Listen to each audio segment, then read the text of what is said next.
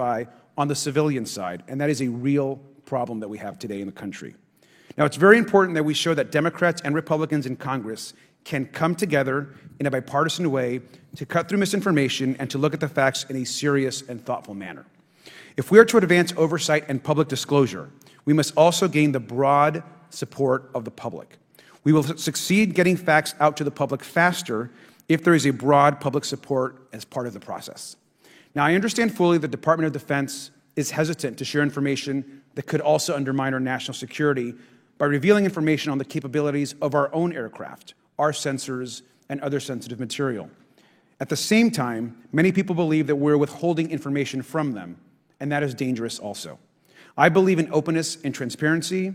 That is also the role of Congress, and I want to trust that the American people will be able to weigh the evidence and make up their own minds. Now, we have incidents where sensors, sometimes even multiple types of sensors, detect things that we cannot explain. UAPs, whatever they may be, may pose a serious threat to our military or civilian aircraft, and that must be understood. Now, my career and training as a longtime and career educator and teacher and researcher tell me that we should never rule anything out. We know that our space, of course, is vast and undiscovered. I also want to note that Mr. Sean Kirkpatrick, director of the All-Domain Anomaly Resolution Office, the component of the DoD office that investigates UAP data, has testified before the Senate this year that his unit has found no evidence of extraterrestrial activity. NASA has also stated that they don't have evidence of extraterrestrial life either, and we've heard this, of course, from some of our government agencies. And we should remind viewers and witnesses, which I think is really important, that we also cannot share classified information in public settings. But questions, of course, remain that people want to see data and information for themselves. The enormous interest in the hearing today underscores the importance of a fair and open look at the evidence from witnesses who can share their unique perspectives. Now, I know I certainly have a lot of questions, and I know that all the members of our committee do as well. We should come to this hearing with an open mind, and we should not let our existing ideas restrict us on either side. I hear over and over from many agencies the stigma around reporting and investigating UAPs prevents us from getting real answers. We know that whistleblowers have reported harassment, intimidation, or stigma as well, and this is not acceptable. If people can't report incidents which would have national security or safety implications, then that also has serious consequences for us. As ranking member of this subcommittee, I know my job would be completely impossible if whistleblowers or others feel intimidated to come before this committee. We can't be afraid of asking questions, and we can't be afraid of the truth. I'm proud to say that this hearing builds upon bipartisan work by members of the House and Senate dating many years back, which has sought to increase awareness within the Department of Defense and to mandate more of Congress of UAPs. We know the Senate is taking up an amendment to their defense authorization bill, which will create a commission with broad declassification authority, and we should all agree that that is an important step. Members of both parties and senior officials in multiple administrations have taken an interest in this issue, and we're proud to carry and build that confidence in the American people. This hearing will also not be the end of this discussion, but a new chapter and start to years and years of work that many folks, both in the public and within government, have been working on. We should encourage more reporting, not less, on UAPs. The more we understand, the safer we will be. We will hear testimony from witnesses today with a long record of service to the American people and with subject matter expertise. Our witnesses have a unique opportunity to share their perspective, insights, and their experiences with the American people. And I encourage all of my colleagues to engage with these difficult questions with an open mind and to follow the facts on behalf of our country. I also just want to say more broadly that we should look at this hearing and believe that everything is on the table as it relates to UAPs. I think an open mind is absolutely the best. I want to yield the 2.5 minutes, the remainder of my time, to the representative from Florida, Representative Moskowitz, for an opening statement. He also has been very much engaged in this issue, and I want to thank him for his leadership. Congressman. Thank you, Ranking Member Garcia. Thank you, Mr. Chairman. I want to thank Tim Burchett and Anna Paulina Luna for their leadership in pushing this hearing forward. I want to thank, obviously, committee staff and their staff working on this on a bipartisan basis because many Americans are deeply interested in this issue, and it shouldn't take the potential of non-human origin to bring us together. Additionally, I want to thank the witnesses for coming forward to share your perspectives, your thoughts, and the sightings of UAPs. Unlike other hearings many times in Congress, you're not here to help a political party, but you're here to share information with the American people. And it's not something that is just going on in this administration. It's something that's spanned many administrations. For decades, many Americans have been fascinated by objects mysterious and unexplained, and it's long past time that they got some answers. The American public has a right to learn about technologies of unknown origins, non-human intelligence, and unexplainable phenomena. Those are not the words of a UFO Twitter account. Though that is a direct quote from Majority Leader Chuck Schumer, that the American public has a right to learn about technologies of unknown origins, non-human intelligence, and unexplainable phenomena. In an interview with Fox News, recent former Director of National Intelligence John Radcliffe confirmed the U.S. government is aware a lot more sightings of UAPs, and that they have not made that information public. I quote, "There are a lot more sightings that have not been made public," Radcliffe said to Fox News. For me, this hearing is about transparency. We unfortunately live in a time in which many people distrust government and our institutions. And overclassification of information away from the American public or even Congress contributes to today's politics. The American people have regular questions. What are UAPs? How come the media doesn't report more on them? Are they foreign adversaries? Are they U.S. technology? Are they something else? They ask themselves, how come when a Russian jet shoots flares at one of our drones, we have perfect pictures and videos to show the American people and the world, but when it comes to UAPs, nothing?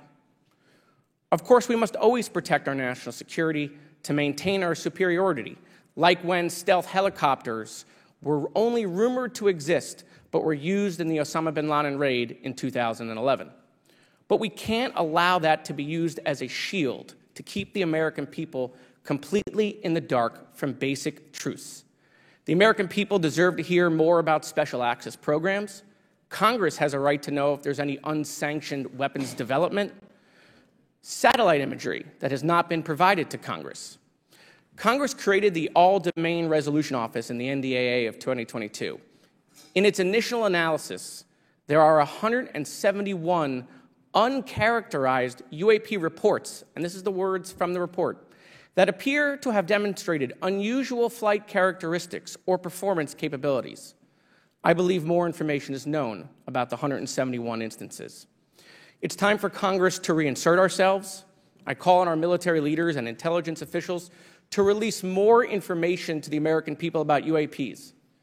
And to our military leaders, if there's nothing to conceal, let Congress go to Wright-Patterson Air Force Base, the Dugway Proving Ground, or even Groom Lake in Nevada. We should have disclosure today. We should have disclosure tomorrow. The time has come. Thank you, Ranking Member. Thank you, Mr. Moskowitz, and I would yield back now to our chairman. Thank you. Right, now I'd like to introduce our witnesses. Our first witness is Lieutenant Ryan Graves. He's the Executive Director of Americans for Safe Aerospace. Lieutenant Graves is also a former U.S. Navy F-18 pilot with his own UAP experience. The next witness, David Grush, is a former senior intelligence officer with the National Geospatial Intelligence Agency and was a senior technical advisor for UAP issues. And finally, retired Navy Commander David Fravor, squadron leader who worked as a naval aviator for 18 years. Mr. Fravor has his own UAP experience, known as the TikTok event. I look forward to hearing from all three of you today. Pursuant to Committee Rule 9G, the witnesses will please stand and raise their right hands. Do you solemnly swear or affirm that the testimony you are about to give is the truth, the whole truth, and nothing but the truth, so help you God? Let the record show that all the witnesses answered in the affirmative. You may be seated. We appreciate you all being here today and look forward to your testimony. I'll remind the witnesses that we have read your written statements and they will appear in full in the hearing record. Please try to limit your oral statements to 5 minutes. As a reminder, please press the button on the microphone in front of you so that it's on and the members can hear you. When you begin to speak, the light in front of you will turn green. After 4 minutes, it'll turn yellow, and the red light, when that comes on, it tells you your 5 minutes have expired. I'll now recognize Mr. Graves for 5 minutes for your opening statement. Thank you. Chairman Grothman, Ranking Member Garcia, distinguished members of the House Oversight Subcommittee on National Security, Representatives Burchett and Luna. My name is Ryan Fobbs Graves, and I'm a former F-18 pilot with a decade of service in the U.S. Navy, including 2 deployments in Operation Enduring Freedom and Operation Inherent Resolve. I have experienced advanced UAP firsthand, and I'm here to voice the concerns of more than 30 commercial aircrew and military veterans who have confided their similar encounters with me. Today, I would like to highlight 3 critical issues that demand our action. As we convene here, UAP are in our airspace, but they are grossly underreported. These sightings are not rare or isolated, they are routine. Military aircrew and commercial pilots, trained observers whose lives depend on accurate identification, are frequently witnessing these phenomena. The stigma attached to UAP is real and powerful and challenges national security. It silences commercial pilots who fear professional repercussions, discourages witnesses, and is only compounded by recent government claims questioning the credibility of eyewitness testimony. Parts of our government are aware of more about UAP than they let on, but excessive classification practices keep crucial information hidden. Since 2021, all UAP videos are classified as secret or above. This level of secrecy not only impedes our understanding, but fuels speculation and mistrust. In 2014, I was an F-18 Foxtrot pilot in the Navy Fighter Attack Squadron 11, the Red Rippers, and I was stationed at NAS Oceana in Virginia Beach. After upgrades were made to our jet's radar systems, we began detecting unknown objects operating in our airspace. At first, we assumed they were radar errors, but soon we began to correlate the radar tracks with multiple onboard sensors, including infrared systems, eventually through visual ID. During a training mission in Warning Area Whiskey 72, 10 miles off the coast of Virginia Beach, 2 F-18 Super Hornets were split by a UAP. The object, described as a dark gray or a black cube inside of a clear sphere, came within 50 feet of the lead aircraft and was estimated to be 5 to 15 feet in diameter. The mission commander terminated the flight immediately and returned to base. Our squadron submitted a safety report, but there was no official acknowledgement of the incident and no further mechanism to report the sightings. Soon, these encounters became so frequent that aircrew would discuss the risk of UAP as part of their regular pre-flight briefs. Recognizing the need for action and answers, I founded Americans for Safe Aerospace. The organization has since become a haven for UAP witnesses who were previously unspoken due to the absence of a safe intake process. More than 30 witnesses have come forward, and almost 5,000 Americans have joined us in the fight for transparency at safeaerospace.org. The majority of witnesses are commercial pilots at major airlines. Often, they are veterans with decades of flying experience. Pilots are reporting UAP at altitudes that appear above them at 40,000 feet, potentially in low Earth orbit or in the gray zone below the Kármán line, making inexplainable maneuvers like right-hand turns and retrograde orbits or J-hooks. Sometimes these reports are reoccurring, with numerous recent sightings north of Hawaii and in the North Atlantic. Other veterans are also coming forward to us regarding UAP encounters in our airspace and oceans. The most compelling involve observations of UAP by multiple witnesses and sensor systems. I believe these accounts are only scratching the surface, and more will share their experiences once it is safe to do so. In closing, I recognize the skepticism surrounding this topic. If everyone could see the sensor and video data I witnessed, our national conversation would change. I urge us to put aside stigma and address the security and safety issue this topic represents. If UAP are foreign drones, it is an urgent national security problem. If it is something else, it is an issue for science. In either case, unidentified objects are concerned for flight safety. The American people deserve to know what is happening in our skies. It is long overdue. Thank you. Mr. Grush. Mr. Chairman, ranking members and congressmen, thank you. I'm happy to be here. This is an important issue, and I'm grateful for your time. My name is David Charles Grush. I was an intelligence officer for 14 years, both in the U.S. Air Force, both active duty, Air National Guard, and Reserve, at the rank of major, and most recently from 2021 to 2023, at the National Geospatial Intelligence Agency, NGA, at the GS-15 civilian level, which is the military equivalent of a full bird colonel. I was my agency's co-lead in unidentified anomalous phenomena and transmedium object analysis, as well as reporting to the UAP task force, UAPTF, and eventually, once it was established, the All-Domain Anomaly Resolution Office, AARO.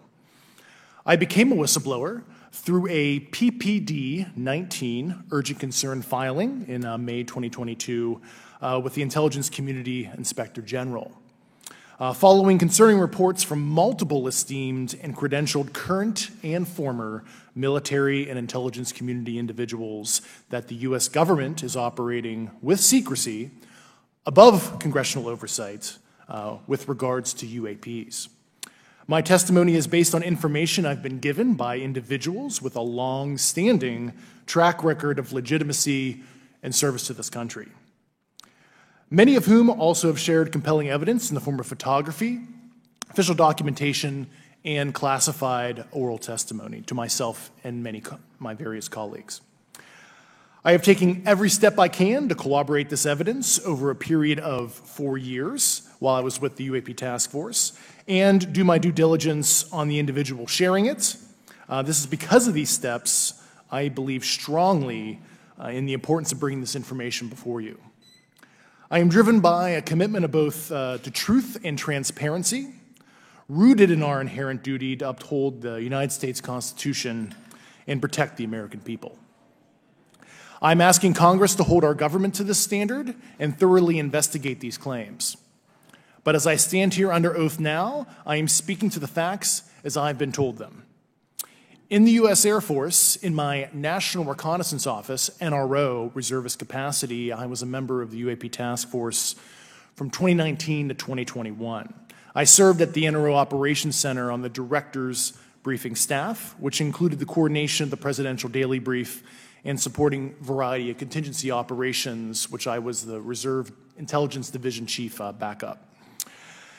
In 2019, the UAP Task Force Director asked me to identify all special access programs and controlled access programs, also known as SAPs and CAPs, we needed to satisfy our congressionally mandated mission, and we were direct report at the time to the DepSecDef.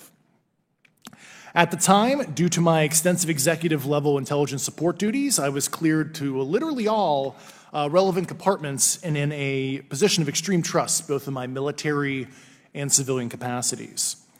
I was informed in the course of my official duties of a multi-decade UAP crash retrieval and reverse engineering program, to which I was denied access to those additional read-ons when I requested it. I made the decision, based on the data I collected, to report this information to my superiors and multiple inspectors general, and in effect becoming a whistleblower.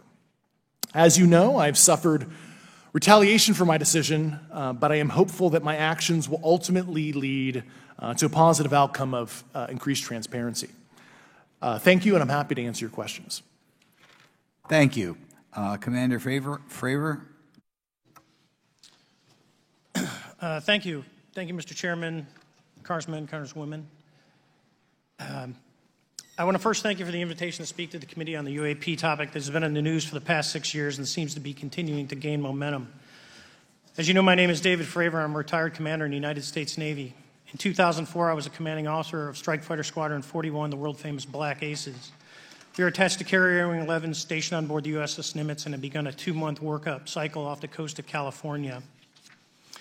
On this day, we were scheduled for a 2v2 air-to-air training with the USS Princeton as our control. When we launched off Nimitz, my wingman was joining up. We were told that the training was going to be suspended and we were going to proceed with real-world tasking. As we proceeded to the west, the air controller was counting down the range to an object that we were going to, and we were unaware of what we were going to see when we arrived.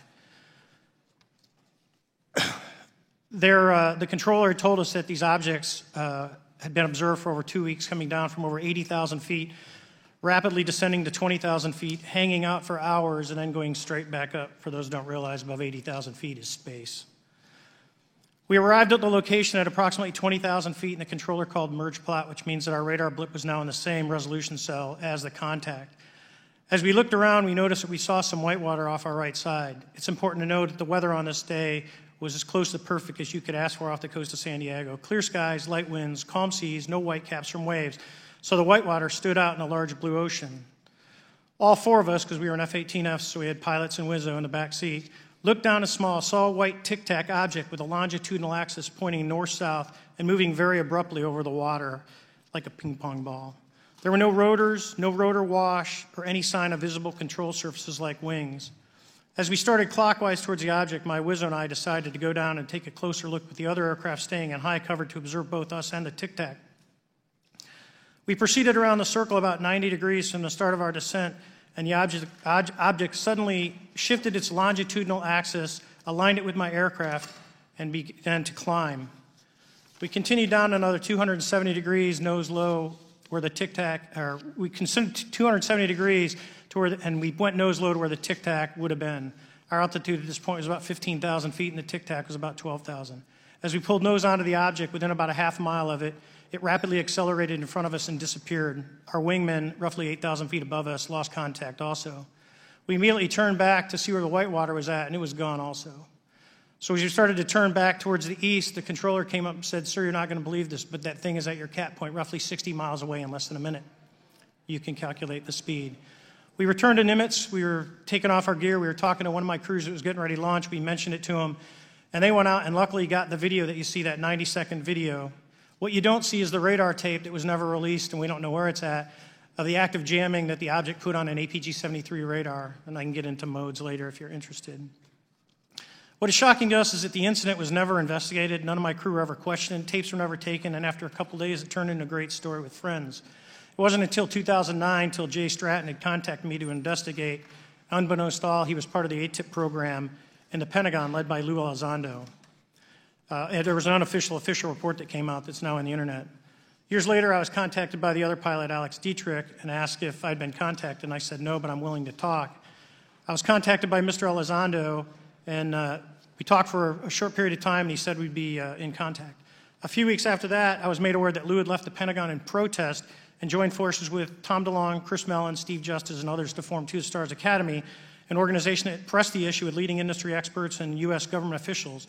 They worked with Leslie Kean, who is present today, Ralph Blumenthal, and Helene Cooper to publish the articles in the New York Times 2017 New York Times, and it removed the stigma on the topic of UFOs, which is why we're here today. Those articles open the door for the government and public that cannot be closed. It has led to an interest from our elected officials who are not focused on little green men, but figuring out where these craft are, where are they from, the technology they possess, how do they operate. It also led to the Whistleblower Protection Act and the NDAA.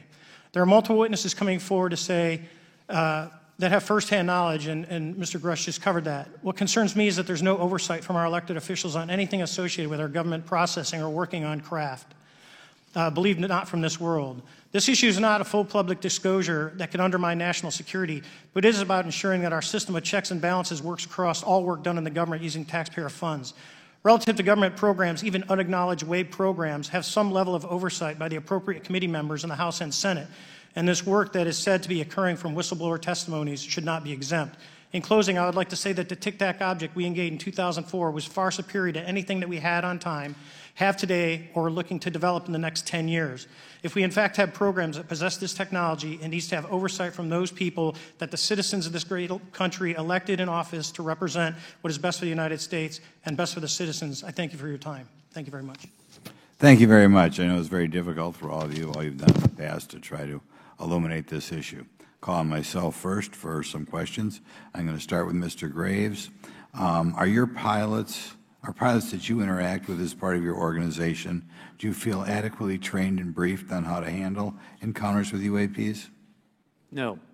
Right now, military witnesses to UAP have limited options for reporting UAP, but more concerning is that commercial aviation sector has not adapted to the lessons that the military has implemented. The military and Department of Defense has stated that UAP represent a critical aviation safety risk. We have not seen that same language being used in the commercial markets. They are not acknowledging this risk. Okay. What steps do you think you have to be taken to improve a pilot's UAP reporting, be it military or commercial? Right now, we need a system where pilots can report without fear of losing their jobs. There is a fear that the stigma associated with this topic is going to lead to professional repercussions, either through management or perhaps through their yearly physical check. So having a secure system, reducing the stigma, and making this information available through the public is going to reduce the concerns that aircrew have. Could you just give me a little idea of the degree to which reports in the past are not made public right now? Well, I don't think there has been a proper reporting system to gather those reports and thus not report them. So to answer your question, I think there is a dearth of data due to the fact that the reporting has been limited up to this time. Could you tell me why you believe it's, kind of to play the devil's advocate, a reason why some of this stuff should not be available to the public? There's certainly some national security concerns when we use our advanced sensors in our tactical jets to be able to identify these objects. However, there's no reason that the objects themselves would be classified. I would be curious to see how the security classification guideline actually spells out the different nuances of how this topic is classified from the perspective of UAP, not national security. I'll give you a follow-up on that. Assuming that there are reasons why not all this should be made public, this has been around for a long period of time. Can any of the three of you think of any reason why anything related to UAPs, say 15 years and back, should not be immediately made public? I think one of it is acknowledging a vulnerability, both from a collection and I'll just say a countermeasure perspective. So it's that we haven't cracked for many years. Yeah. Even say 20 years back. Is there any reason why, when you go back that far, things shouldn't be made public? Unless it shows a specific national security vulnerability as it relates to a weakness in a particular defense system. Oh, okay, Mr. Fravor, the TikTok incident that you were engaged occurred in 2004. What kind of reporting took place after that incident? None. We had a standard debrief where the backseaters went down to our carrier intel center and briefed what had happened, and that was it. No one else talked to us, and I was in the top 20 in the battle group. No one came. The captain was aware, the admiral was aware, nothing was done. Your commanding officers provide any sort of justification? No, because I was the commanding officer of the squadron, so no. Was this incident the only UAP event that you encountered while you were a pilot? Yes, it was. Okay. This is for any one of you. Based off of each of your experiences and observations, do you believe UAPs pose a potential threat to our national security? Yes, and here's why. The technology that we faced was far superior than anything that we had, and you could put that anywhere. If you had one, you captured one, you reverse engineered it, you got it to work, you're talking something that can go into space, go someplace, drop down in a matter of seconds, do whatever it wants, and leave, and there's nothing we can do about it. Nothing. Okay. You two? Well, I would also like to add, from a commercial aviation and military aviation perspective, we deal with uncertainty in our operating space as a matter of our professional actions. Identifying friend from foe is very important to us. And so when we have unidentified targets and we continue to ignore those due to a stigma or a fear of what it could be, that's an opening that our adversaries can take advantage of. What steps should be taken to better understand and respond to UAP encounters in the interest of national security? There needs to be a location where this information is centralized for processing, and there needs to be a two-way communication loop so the operators on the front end have a feedback and can get best practices on how to process information, what to do, and to ensure that their reporting is being listened to. Right now, there is not a lot of back and forth. Mr. Grush, in your complaint to the Intelligence Community Inspector General, you claim that you believe information is being hidden. What kind of information do you think was hidden, and do you think it should remain hidden? Yes, I can speak to that very briefly in an unclassified manner. As you know, the preponderance of my complaint was classified to the intelligence communities. Both material acquisition and exploitation activity, also baselining the UAPs but not sharing it with intelligence professionals that are actually doing step briefs to pilots, that kind of information. Yeah. Okay. Thank you very much. Now we'll go to Mr. Garcia. Thank you. Again, thank you all for your service and for testifying today. Want to just talk about UAPs as it relates to what we're seeing in the pilots' interaction with UAPs. Particularly, Mr. Graves, one of the, I think, concerns for members of this committee is this idea that pilots, there's no system to actually report UAPs and the stigma around pilots. And so can you just briefly, you mentioned that you're working with 30 pilots right now that have had encounters with UAPs, but you've also, I believe, discussed and know of many more pilots. This is just those that you're currently working with. Is that correct? Can you expand on that? Certainly. I'll break that down in two ways. First, when we were first experiencing these objects off the eastern seaboard in the 2014 to 2015 time period, anyone that had upgraded their radar systems were seeing these objects. So there was a large number of my colleagues that were detecting these objects off the eastern seaboard. They were further correlating that information with their other onboard sensors, and many of them also had their own eye sightings as well of these objects. Now, that was our personal firsthand experience at the time. Since then, as I've engaged this topic, others have reached out to me to share their experiences, both on the military side as well as the commercial aviation side. On the military aviation side, veterans that have recently got out have shared their stories and have expressed how the objects we were seeing in 2014, 2015 continued all the way to 2019, 2020, and beyond. And so it became a generational issue for naval aviators on the eastern seaboard. This was something we were briefing to new students. This is something that was included in the notice to airmen to ensure that there was no accidents. And now with commercial aviators, they're reaching out because they're having somewhat similar experiences as our military brothers and sisters, but they do not have any reporting system that they can send us to. And let me just add, both to Mr. Fravor as well as Mr. Graves, not having this system for reporting, would you both agree that it's harmful to not just our national security interests, but to understand this phenomenon of what's happening with UAPs? I think it's actually a travesty that we don't have a system to correlate this and actually investigate. You know, so if you took the East Coast, you know, there's coastal radars out there that monitor our air defense identification zone, so out to 200 miles. They can track these, you know, so when you see them, they could actually go and pull that data and get maneuvering. And instead of just having the airplanes, there's other data sources out there. And I've talked to other government officials on this. So you need a centrally located repository that these reports go to. So if you just stuck it in DOD, you wouldn't get anything out of the Intelligence Committee because they have a tendency not to talk. But if you had a central location where these reports would come in, not just military, but also commercial aviation, because there's a lot of that going on, especially if you talk to anyone that flies from here to Hawaii, over the Pacific, they see odd lights.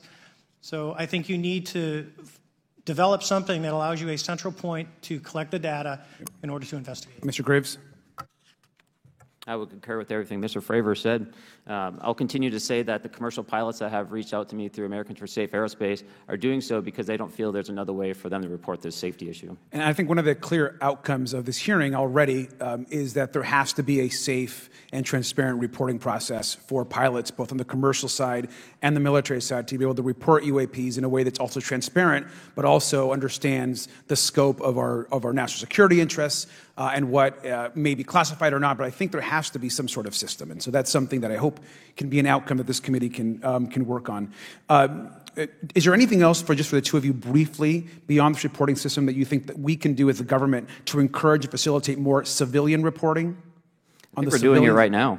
Okay, great. I think this hearing is going to show the American people that their government takes this topic seriously. And how about civilians that may not be pilots? What kind of process could be in place for civilians who are not pilots, who may have UAP encounters? Do either of you have any suggestions that could facilitate that? My recommendations would be to make that a sensor-centric operation in order to make it as objective as possible. Okay. Sir, Mr. Fravor? No, I agree with Mr. Graves on that. Okay. Just briefly, I also just want to note, particularly for the two pilots, and I have a question for Mr. Grush. One of the things that I found fascinating in our discussion, Mr. Graves, last night as well, is that you both described UAPs and formations and the way they are observed in space or in our air, and the way that they move is essentially ways in which current technology or aircraft that we know of are unable to actually function or move. And so will you just, for the public record, again, once again, briefly just either describe or note that aircraft that are being witnessed, particularly by the 30 folks that you're working with, are essentially outside the scope of anything that we know of today and the technology we have today. Mr. Graves, Mr. Fravor? Yes, the objects that are being seen by commercial pilots are performing maneuvers that are unexplainable due to our current understanding of our technology and our capabilities as a country, and that applies for the military as well. Mr. Fravor?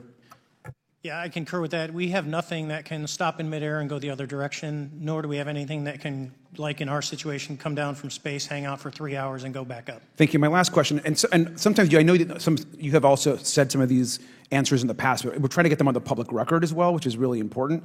Mr. Gresh, finally, do you believe that our government is in possession of UAPs? Absolutely, based on interviewing over 40 witnesses over 4 years. And where? I know the exact locations, and those locations were provided to the Inspector General and some of which to the intelligence committees. I actually had the people with the firsthand knowledge provide a protected disclosure to the Inspector General. Thank you. And Mr. Chairman, I would just say that I think that these questions are important questions, and I look forward to being involved in the process to get those answered. I know there'll be a lot of questions from other committee members, so I yield back. Thank you. We'll go to Mr. Burchett himself. Thank you, Mr. Chairman. Thank you, Mr. Garcia. I would like to have you on my legislation to do just that on the reporting, and we'll get together on that. Maybe you can be my co-sponsor on that. That'd be really cool. Thank you for those great questions. Mr. Graves, again, I'd like to know, how do you know that these were not our aircraft? Some of the behaviors that we saw in a working area, we would see these objects being at 0.0 Mach, that's 0 airspeed, over certain pieces of the ground. So what that means, just like a river, if you throw a bobber in, it's going to float downstream. These objects were staying completely stationary in Category 4 hurricane winds. These same objects would then accelerate to supersonic speeds, 1.1, 1.2 Mach, and they would do so in very erratic and quick behaviors that I don't have an explanation for. Okay. Have you spoken to commercial and military pilots that have seen these off of our East Coast? I have. Okay.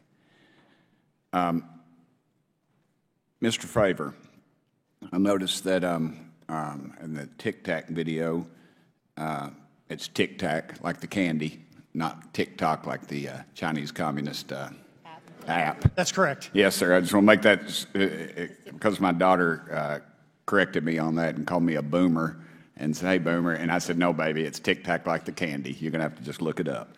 And but now I would also like to say today is a day of many firsts. It's a miracle that we're having this meeting, and it's also a miracle that my wife has put up with me for 9 years today. Today is my anniversary, so I want to tell my wife happy anniversary and that I love her very much.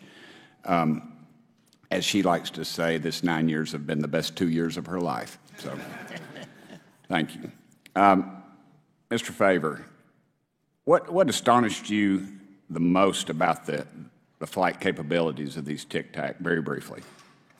The performance, absolute performance. It was. And you're not aware of any other objects that anybody in the world has, in this world, that has those capabilities?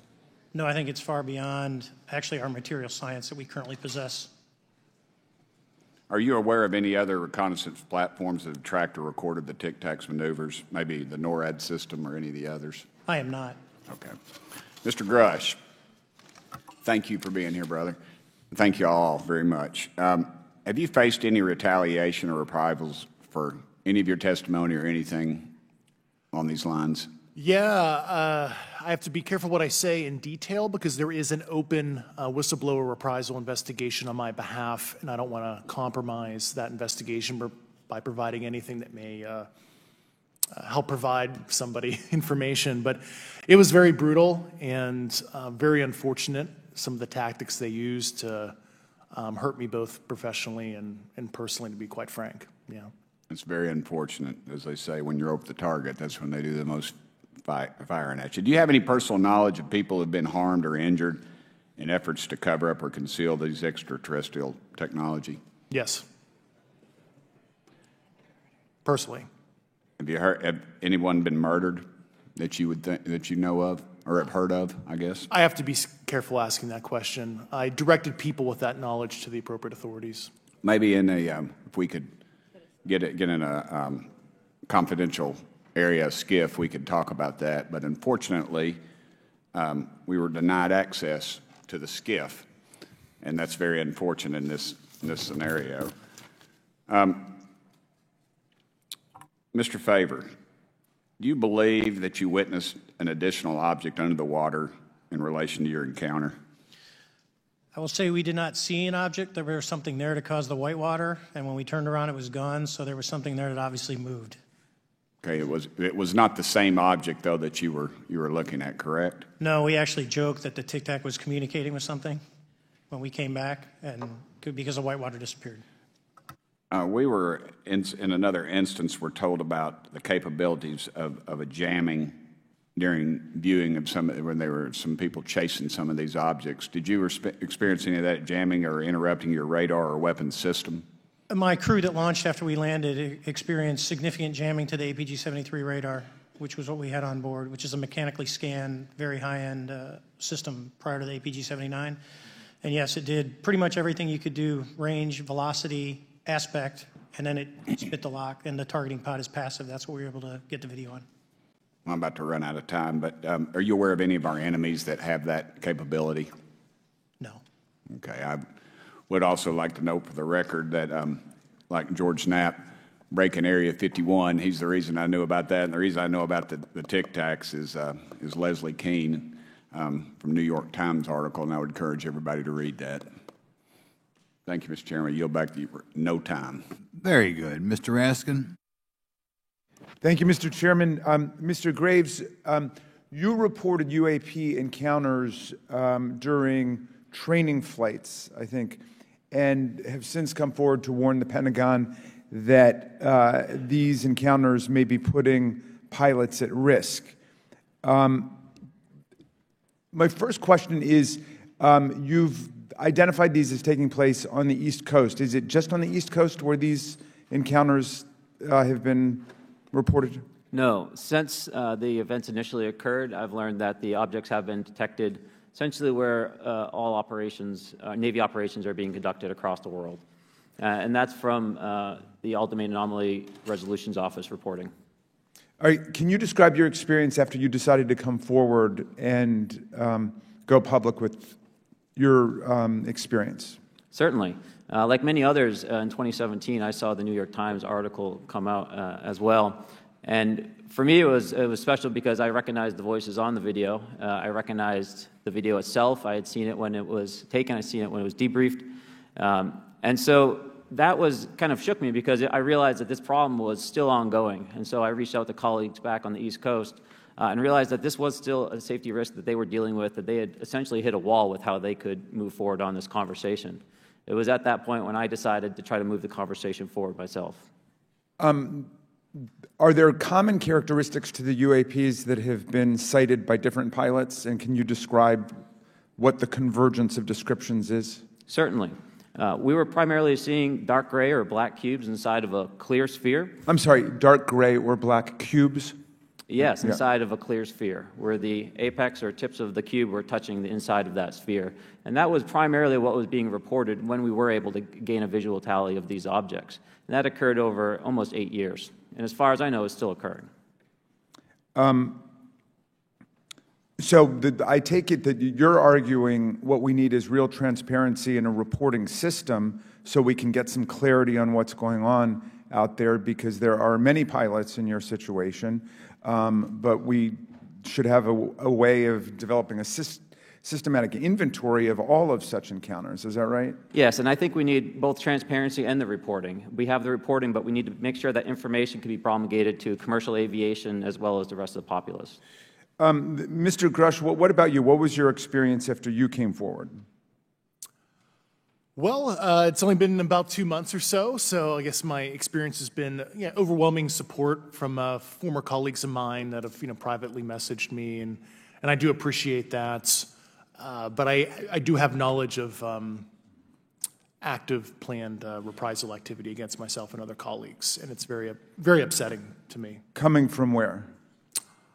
Certain senior leadership at previous agencies I was associated with. And that's all I'll say publicly, but I can provide more details in a closed environment. Okay.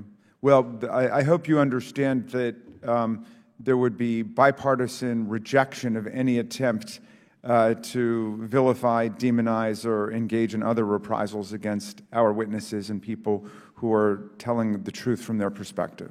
Yeah, there were certain colleagues of mine that were brutally administratively attacked, and it actually makes me very upset as a leader to see that happen to other coworkers and actually superiors of mine over the last 3 years. How do you account for that response? That seems like a bizarre response. I call it administrative terrorism. That's their quiver, their tool in the toolbox to silence people, especially the career government service cares about their career, cares about their clearance, their reputation to climb the ladder. And when you threaten that career path, a lot of people back off. But I'm here to represent those people. So, Mr. Fravor, what about you? What has your experience been since you've come forward with your perspective on this? Actually, I've been treated very well. And the 6 people that were involved, myself included, all of them have or will be retiring from the military as 05s or 06s. And all my friends that are very senior, 3 and 4 stars, I've talked to them. They believe, they understand there's a problem. But no, I was actually treated really well. And what is your general interpretation of these phenomena, or what is your current thinking of trying to make sense of them? Well, I'll say, I'm not like a UFO fanatic. It's not me. But I will tell you that what we saw with 4 sets of eyes over a 5-minute period, still, there's nothing, we have nothing close to it. It was amazing to see. I told my buddy I wanted to fly it, but yeah, it's just an incredible technology. All right, Mr. Chairman, thank you very much. I'll yield back to you. Thanks. On to Ms. Luna. Mr. Grush, in speaking to you yesterday, I just wanted to follow up on Representative Raskin's questions. In the last couple of years, have you had incidences that have caused you to be in fear for your life for addressing these issues? Yes, personally. Okay. Yeah. I just want everyone to note that he's coming forward in fear of his life. To put in perspective, if they were really not scared about this information coming out, why would someone be intimidated like that? To your knowledge, are NHIs working with adversarial foreign governments in either technology exchange programs or back engineering programs? I don't have data on that. I'm not sure. Have you heard or you had people come forward to present that evidence? Not that particular evidence that you just espoused.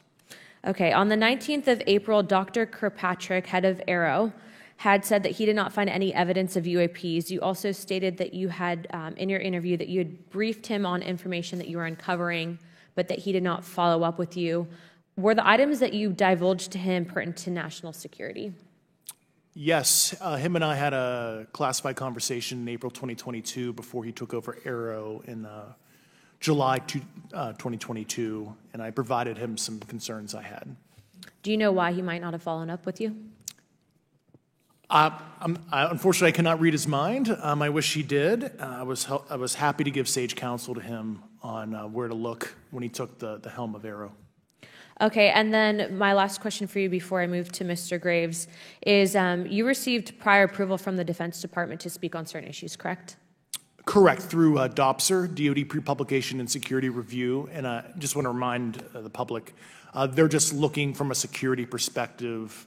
These are my own personal views and opinions, not the department's. Okay, I'm asking that, though, mainly because I think that there are many people that would like to discredit you, so it does bring a certain amount of credibility to your testimony. I'm required by law to do that as a former intelligence officer, or I go to jail for revealing classified information. Yeah, we don't want you to go to jail. My next question would actually be for Mr. Graves. Can you please explain to me in detail the event that occurred at Vandenberg Air Force Base? Certainly. In the 2003 timeframe, a large group of Boeing contractors were operating near one of the launch facilities at Vandenberg Air Force Base when they observed a very large 100-yard sided red square approach the base from the ocean and hover at low altitude over one of the launch facilities. This object remained for about 45 seconds or so before darting off over the mountains. There was a similar event within 24 hours later in the evening. This was a morning event, I believe 8:45 in the morning. Later in the evening, post-sunset, there were reports of other sightings on base, including some aggressive behaviors. These objects were approaching some of the security guards at rapid speeds before darting off. And this is information that was received through one of the witnesses that have approached me at Americans for Safe Aerospace. Was this documented in any official form, whether it was a police blotter? Yes, they had official documentation and records from the event that the witness held over the years. And I'm not going to ask you to do it right now for time reasons, but you'd be able to sketch what was witnessed, correct? And have you seen that before on any other equipment and or during your flight time? I have not seen what they've described. This object was estimated to be almost the size of a football field. and I have not seen anything personally that large. Okay, and then another question on follow-up referencing the gimbal video Go Fast incident. Can you just clarify, because to our understanding, the footage was actually cut off at a certain point, but what happens at the end of that video, just for those Americans specifically there that are wanting to know about the rest of that footage? Certainly. There was some uncertainty or instability with the object. It seemed to rock a bit, and that's the last I had seen of the video. Much of the data that I would recommend be analyzed would consist of radar data that would provide precise kinematics on the object, as well as the fleet of objects that were operating nearby. Okay, and follow-up, in regards to the reporting procedures that Mr. Garcia had addressed on, as well as Representative Burchett, with the FAA, to your understanding, pilots that are seeing this, commercial airline pilots, are they receiving cease and desist letters from corporations for coming forward with information in regards to safety for potential airline passengers? I have been made privy to conversations with commercial aviators who have received cease and desist orders. So the American public should know that corporations are putting their own reputations on the not the line, but ahead of the safety of the American people. And I think, would you agree with that statement? It appears so. Okay. And I guess this would be my last. Oh, I'm out of time. I yield. I'll be back. Good. Mr. Moskowitz. Thank you, Mr. Chairman. Gentlemen, let's talk about the laws of physics for a second. Mr. Graves and Commander Faber, I heard you talk about speed. When those objects broke the sound barrier, did they make a sonic boom? I was in a jet. You can't hear anything. It's kind of loud in there.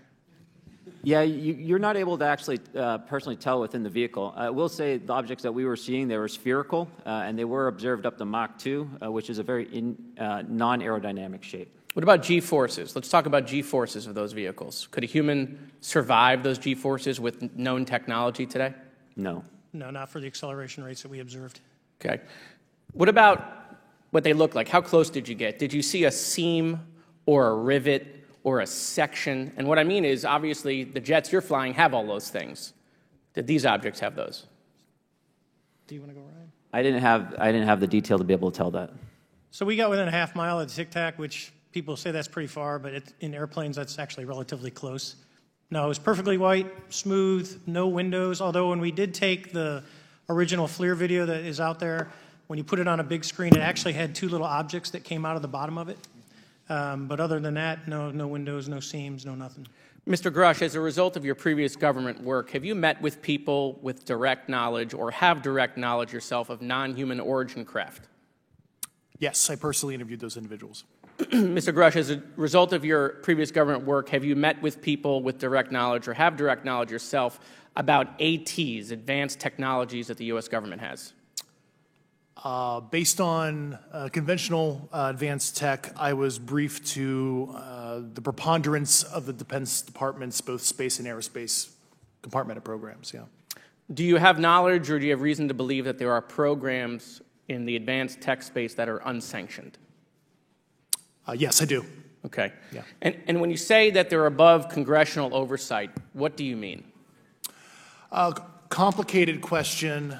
So there's, some, I would call it abuse here. So congressional oversight of conventional special access programs, so I'll use Title 10, so DOD as an example, right? So 10 U.S. Code Section 119 discusses congressional oversight of SAPs, discusses the DepSecDef's ability to waive congressional reporting. However, the Gang of Eight is at least supposed to be notified if a waived or waive bigoted unacknowledged SAP is created, and that's public law. Well, so that how does, I don't want to cut you off, but how does a program like that get funded?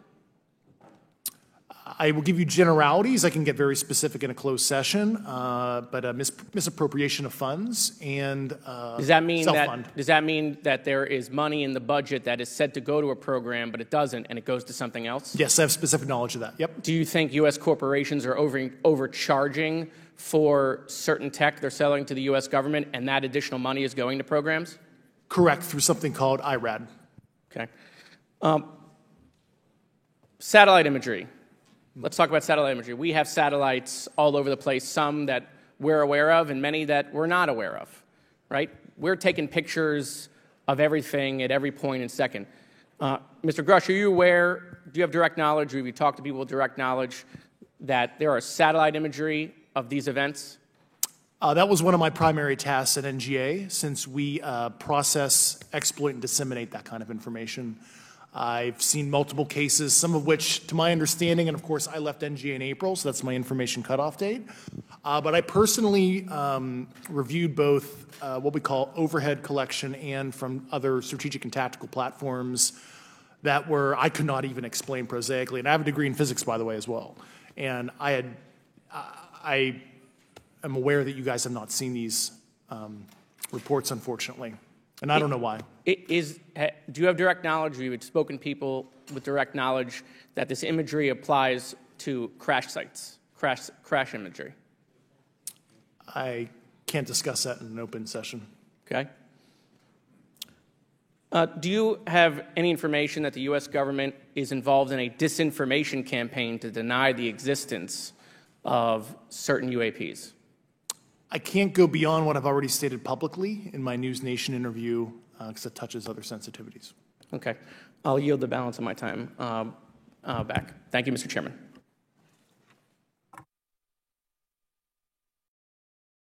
Ms. Fox? Thank you, Mr. Chairman, and I thank our witnesses for being here today. Mr. Garouche, in your sworn testimony, you state that the United States government has retrieved supposedly extraterrestrial spacecraft and other UAP-related artifacts. You go so far as to state that the U.S. is in possession of, quote, non-human spacecraft, end quote, and that some of these artifacts have circulated with defense contractors. Several other former military and intelligence officials have come forward with similar allegations, albeit in non-public settings. However, Dr. Sean Kirkpatrick, the director of AARO, previously testified before Congress that there has been, and I quote, no credible evidence thus far of extraterrestrial activity or of, quote, off-world technology brought to the attention of the office. To your knowledge, is that statement correct? It's not accurate. I believe Dr. Kirkpatrick mentioned he had about 30 individuals that have come to AARO thus far. A few of those individuals have also come to AARO that I also interviewed, okay, and I know what they provided Dr. Kirkpatrick and their team. Okay. I was able to evaluate okay, that information. I need to go on. Sure. But my understanding that his statement is accurate, came from a direct quote. And this contradiction is a perfect example of why we need to inject transparency into our government. And for another example, look no further than the pitiful response to the Chinese spy balloon debacle earlier this year. You may remember the mass confusion that ensued when the balloon was first spotted over Montana, 4 days after it first entered U.S. airspace over Alaska. The Biden administration's initial inability to address the object grew into a continuous series of embarrassments. After news of the balloon reached the mainstream media, we were assured that the balloon posed no threat to our security.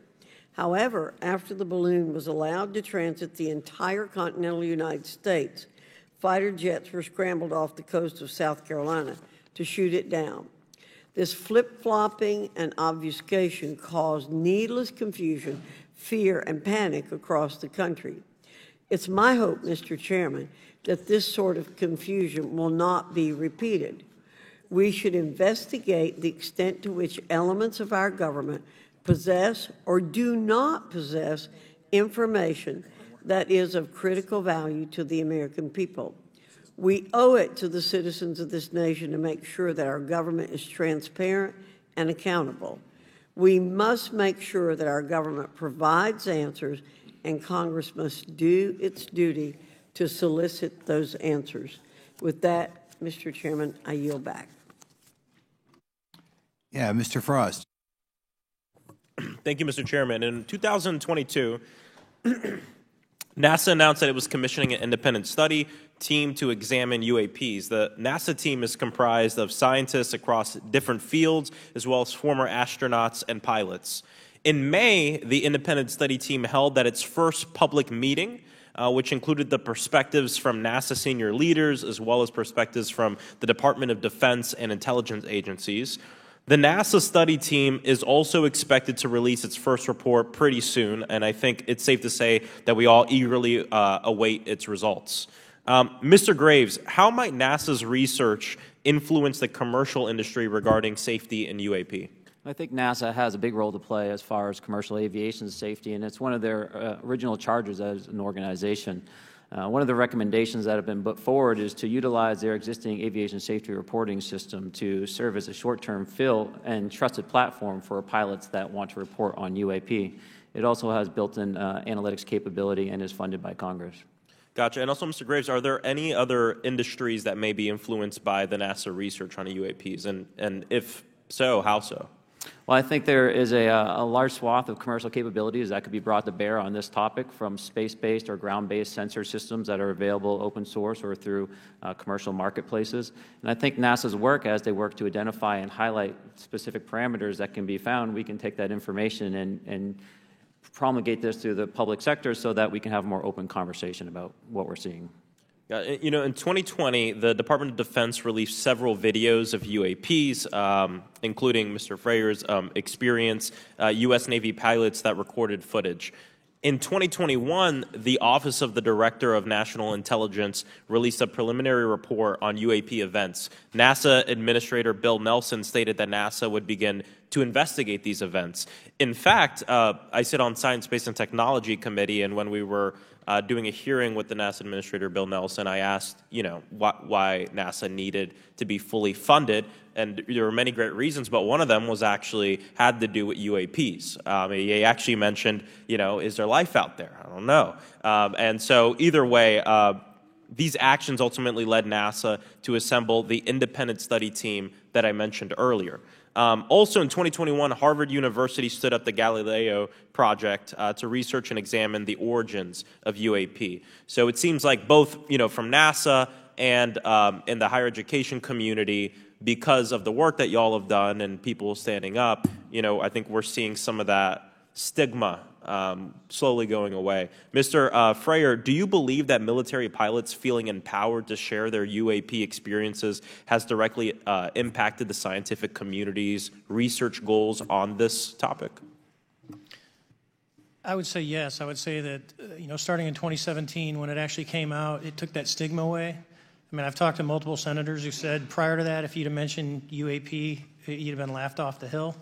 And now we're sitting here today for a public testimony on what's actually going on.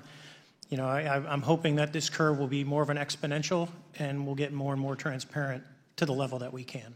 Yeah. And it's important. I couldn't imagine, I'm not a pilot, but I used to fly gliders in Civil Air Patrol. Huh? Yeah. Pilot? And so either way, I couldn't imagine, being in the glider and seeing something, and then not feeling like I had the agency to talk about it. Mr. Graves, can you discuss the importance of seeking scientists to sit on your advisory board? Absolutely. I think ultimately this is going to be a scientific problem. And not only that, it's also an engineering problem. I've been working with the American Institute of Aeronautics and Astronautics to help them stand up a UAP integration committee to help integrate their engineering prowess into this problem. And so, yes, very much, I think this is an engineering and scientific problem as much as a national security problem. And how might Congress help to facilitate partnerships between the scientific community and the UAP focus groups within government? Well, I think one of the things they can do is to have these types of hearings to communicate to the public that this is a topic of interest. I think that there is a pseudo-market, if you will, of interested capabilities and talent that want to approach this topic, and we're seeing that start to grow now. So I think continued conversation, reduction of stigma is going to allow that to flourish and allow answers to help generate themselves. 100%. Well, thank you all for being here, and thank you for your work. I think it's important that we keep our top scientific minds focused on this issue and look for ways to increase collaboration. Thank you so much. I yield back. Mr. Comer. Thank you, Mr. Chairman. Let me say I want to thank you for having this hearing, and I want to thank Mr. Burchett, Ms. Luna for leading this hearing. And with that, I yield my 5 minutes to Mr. Burchett.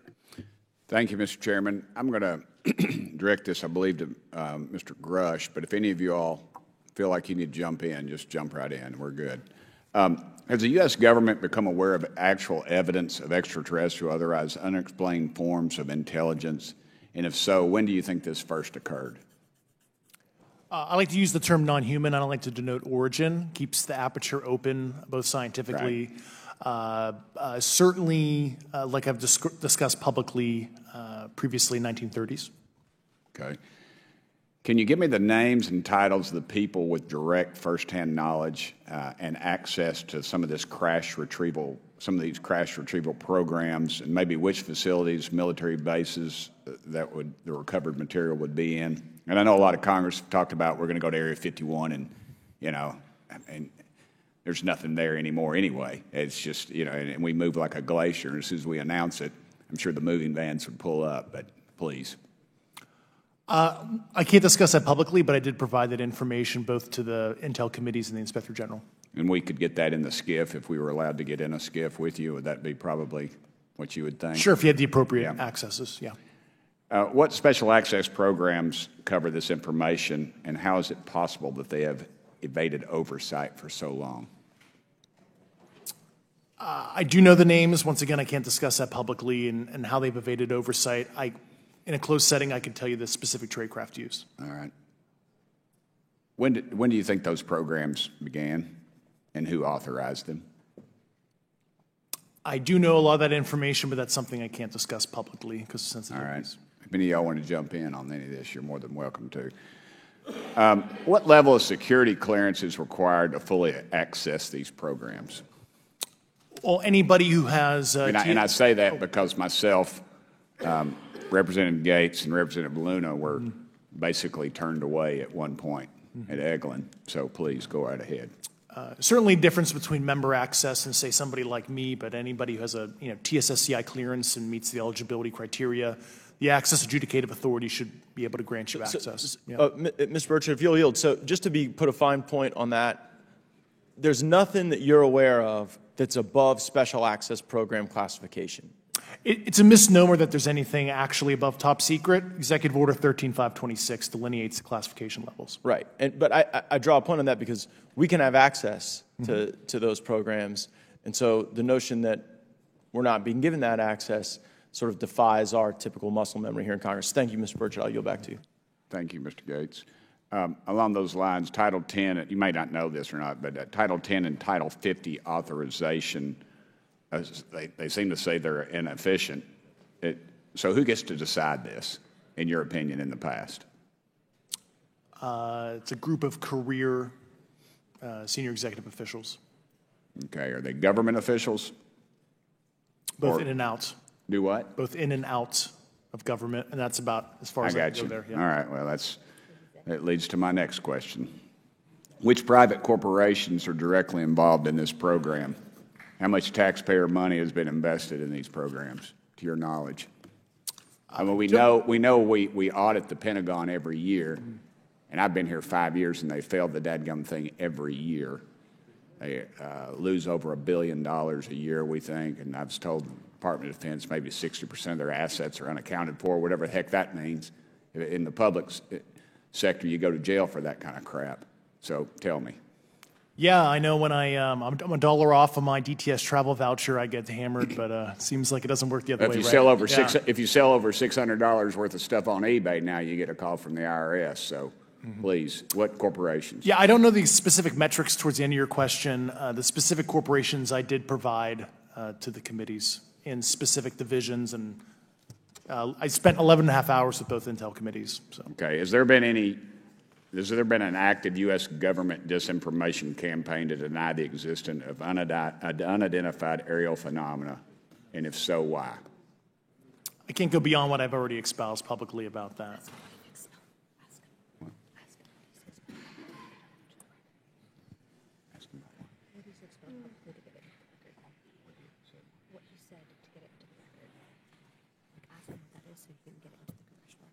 Okay, I've been told to ask you what that what that is and how to get it in the record? What have you stated publicly in your interviews for the congressional record?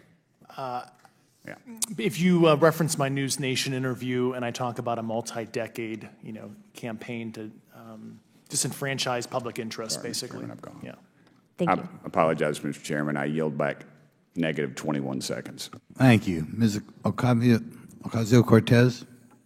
Thank you, Mr. Chairman, and thank you to our witnesses for coming here today. I do concur with the ranking member as well as several other members here on this committee that this is a committee for whistleblowers and for the protection of whistleblowers as well. So we understand what you're putting on the table here and what you're putting on the line here, and we thank you for that. Mr. Grush, you sat on the Unidentified Anomalous Phenomenon Task Force created in the 2020 NDAA, correct? Yes. There have been some things that have been mentioned here during this hearing that I wanted to pick up on. Mr. Graves, you mentioned specifically during the answers to one of your questions, you named Boeing contractors being engaged in an incident regarding this red cube about a football field wide. I was wondering if you could speak a little bit about the interaction, or Mr. Grush, either of you, the interactions between defense contractor companies and any UAP-related programs or activities. So I'll just say that the information about the contractor themselves were provided by a witness, and I have no particular detail in that relationship. Mr. Grush.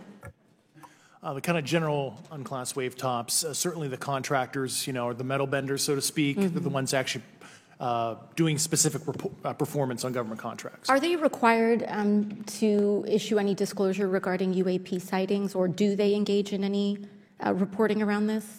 In terms of the contractors? Yes. Not that I'm aware of. They do not. Okay. Now, when it comes to notification that you had mentioned about IRAD programs, we have seen defense contractors abuse their contracts before through this committee. I have seen it personally, and I have also seen the notification requirements to Congress abused. I am wondering, one of the loopholes that we see in the law is that there is, at least from my vantage point, is that depending on what we're seeing, is that there are no actual definitions or requirements for notification. What methods of notification did you observe? Like when they say they notified Congress, how did they do that? Do you have insight into that? For certain IRAD activities, I can only think of ones conventional in nature. Sometimes they flow through certain, I'll just say, SAP programs that have cognizant authority over the Air Force or something, and those are congressionally reported compartments, but IRAD is literally internal to the contractor, so as long as it's money, either profits, private investment, et cetera, they can do whatever they want. To put a finer point on it, when there is a requirement for any agency or company to notify, or any agency to notify Congress, do they contact the chairman of a committee? Do they get them on the phone specifically? Is this through an email to hypothetically a dead email box? A lot of it comes through what they call the PPR, Periodic Program Review Process, if it's a SAP or Controlled Access Program Equity, and then those go to the specific committees, whether it be the SAS, CASC, HISI. Thank you. I apologize, my time is limited. Mr. Graves, one of your main concerns is that the FAA currently does not have an official process to receive reports of UAP from pilots or others, correct? Correct. And in your experience, what data should the AERO program prioritize for potential collection? We have, location, date, time, but are there other specific characteristics that should be included in these reports? Certainly. I think that there's two categories that would be important. One would be kinematics and understanding the specifics of how the vehicle or objects are moving. And the second would be a more zoomed-out approach of being able to look at origin and destination before the incident, as well as getting a better contextual understanding of how these objects are interacting with each other. Thank you. Now, because I only have a minute left, I apologize, we only have 5 minutes today, but for the record, if you were me, where would you look? Titles, programs, departments, regions, if you could just name anything. And I put that as an open question to the three of you. I'd be happy to give you that in a closed environment. I can tell you specifically. Thank you. Commander Fravor? And I would say, and I've told people that you have to know where to look. They're not going to divulge it to you because of the classification levels. But if you know where to look and who to talk to, which is exactly what Mr. Grush can point you, then you have them. Okay. Mr. Graves? I was an operator, so I was depending on folks like Mr. Grosh to do that homework. Okay. Thank you very much. I yield back to the chair. Mr. Biggs? Thanks, Mr. Chairman. I thank the witnesses for being here today. I'm over here. Thank you so much for being here. I want to get into specifics here, and the reason I'm going to go this way is because you've talked a bit about what I would call misdirection by official U.S. government with regard to UAPs, right? And so I'm going to get to that in a second. But last week, White House NSC spokesman John Kirby stated that UAPs are having an impact on our training ranges and need to be treated as a legitimate issue. Do you concur with his statements? That's for each of you. Yes. Yes. Yes. Okay. Now, having said that, I'm going to take you to specific instances around the Phoenix Valley, because that's where I live. And in '97, we had the famous Phoenix Light case. I don't know if any of you are familiar with that.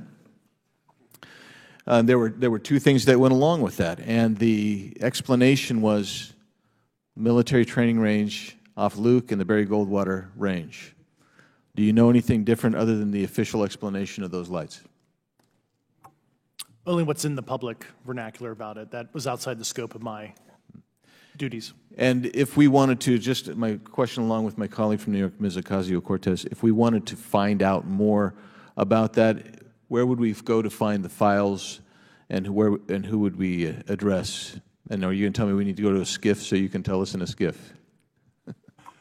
I could potentially give you a vector on that. That specific case, I'm familiar with it in terms of public, but I give you a vector in a closed environment, yeah. That would be good, thank you. So if it's true that UAPs are having an impact on training ranges, and this administration considers it to be a legitimate issue, what steps can Congress take to address training range impacts? And I say that having two very large training ranges in my state. And so we'll start with Mr. Graves and going down the panel. Some of the initial procedures have been implemented, such as within the United States Navy, that have a range failure report that gathers information from pilots. I understand that a service-wide reporting mechanism is still pending.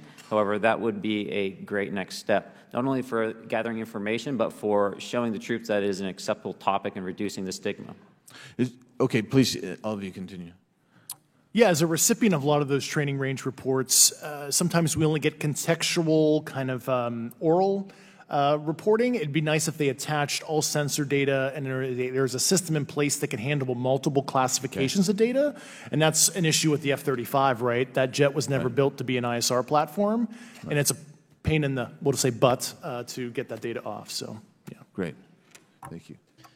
Yeah, I would agree with the previous two. Being a user of those training ranges, that the data has to be out there. You have to acknowledge that you're seeing them, and then you have to collect the data. Right now, you get the report, someone says, I saw something, but no one collects the radar data to back it up and do research. Okay. Do you believe that the 2019 classification guidelines for UAPs interferes with the federal government's ability to be transparent with the American people? And do you think we need to be more transparent with the American people? All of you, yeah. I'll say yes to that. Yeah, I'm familiar with at least the UAP Task Force 2019 Security Classification Guide. I think it's fair. I did actually help author that with the director. You got a bias that way then. But I will say, I'll call it a lazy attitude about declassifying videos. I mean, I've seen some of the videos of the recent shoot down, and I saw no reason that couldn't have been released as long as they mask some data. The American people deserve to see that imagery in full motion video. I would think, well, in my opinion, I will say things are overclassified. I know for a fact the video or the pictures that came out in the 2020 report that had the stuff off the East Coast, they were taken with an iPhone off the East Coast. A buddy of mine was one of the senior people there, and he said they were originally classified at TSSCI. And my question to him was, what's TSSCI about these? They're an iPhone Right. literally off the vacapes. That's not TSSCI. So they're overclassified, and as soon as they do that, they go in a vault, and then you all have to look for them. Yeah, so with the overclassification, that may be one way. Are there other ways that the DOD or intelligence agencies are keeping this information from the American people or even from Congress? I think part of that has been not encouraging reporting.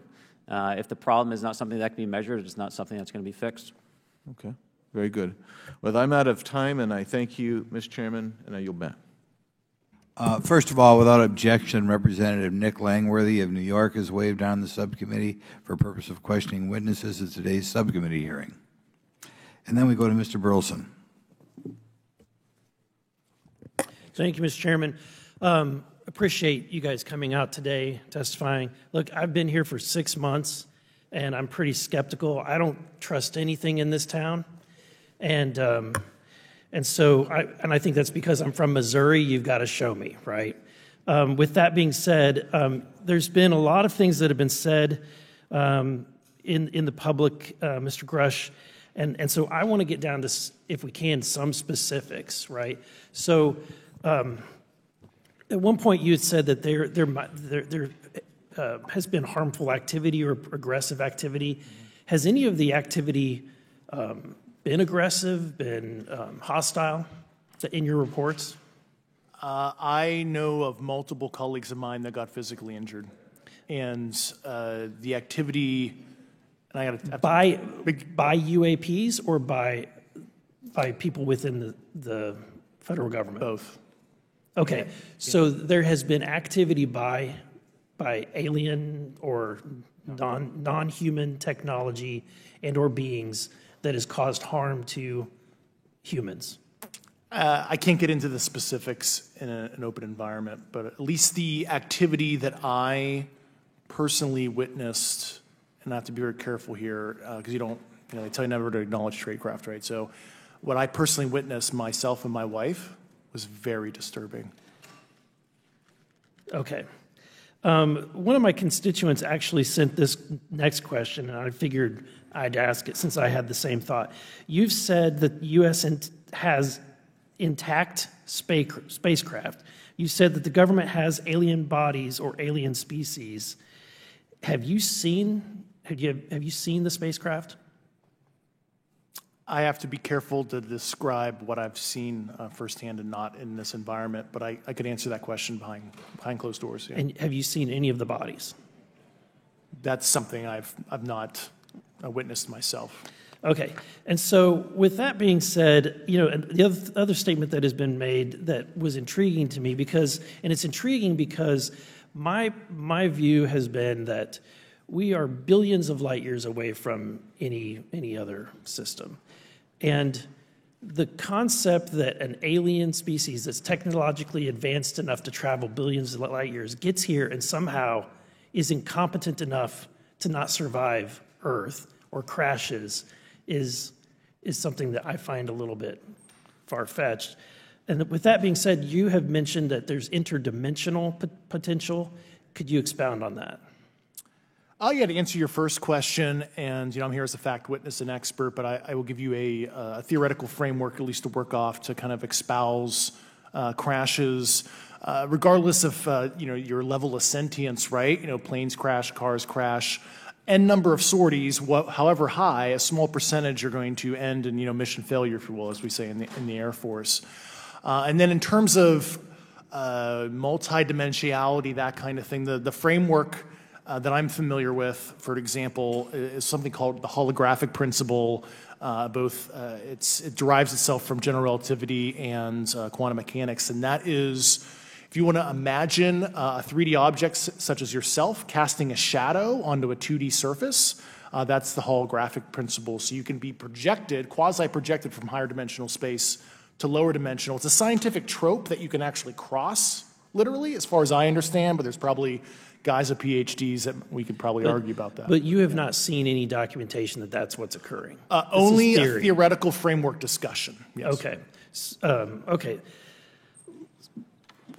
Occam's razor is that these aircraft, have they been identified that they are being produced by by domestic, military and contractors? Is there any evidence that that's what's being recovered? Not to my knowledge, plus the recoveries predate a lot of our advanced programs that I previously am witting of. So, would it be safe to say that there could be a scenario today where you have an aircraft that crashes and because it's been involved in one program from one federal agency, and but the agency that retrieves it is not aware of that program, and to them it appears alien in origin? I mean, that's a hypothetical situation. I'm not aware of any historical situation that would match that you described. So you're not aware? It has not happened that you're aware of? That I'm aware of. Thank you, Mr. Chairman. I yield back.